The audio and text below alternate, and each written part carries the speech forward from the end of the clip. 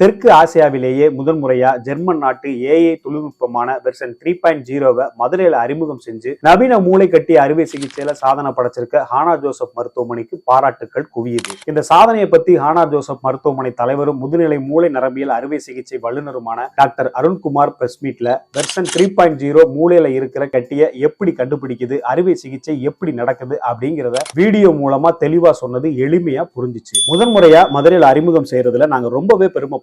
இதனால மூளையில இருக்கிற கட்டிகளை துல்லியமா கண்டுபிடிச்சு கட்டிகளை எடுக்கும் போது அங்க இருக்கிற நரம்புகளுக்கோ தசைகளுக்கோ எந்தவித சேதமும் ஏற்படாது. கடந்த ஒரு மாசத்துல மட்டும் 3 நோயாளிகளுக்கு வெர்ஷன் 3.0 தொழில்நுட்பத்தை பயன்படுத்தி அறுவை சிகிச்சை செஞ்சு சக்சஸ் பண்ணியிருக்காங்க இந்த டீம். இந்த சிகிச்சையால நோயாளிகளுக்கு எந்தவித பக்க விளைவுகளும் வராது. ஆபரேஷன் செஞ்சு 10 நாள்ல நோயாளி இயல்பு நிலைக்கு வர்றதுதான் வெர்ஷன் 3.0 தனிச்சிறப்பு. கூடவே இந்த நிகழ்ச்சியில ஜெர்மன் நாட்டு பிரைன் லேப் இந்தியா நிறுவனத்தை சேர்ந்த டாக்டர் விபா சிங், டாக்டர் அர்த்தநாரீஸ்வரர் கலந்துகிட்டு விளக்கம் அளிச்சது பயனுள்ளதா இருந்துச்சு.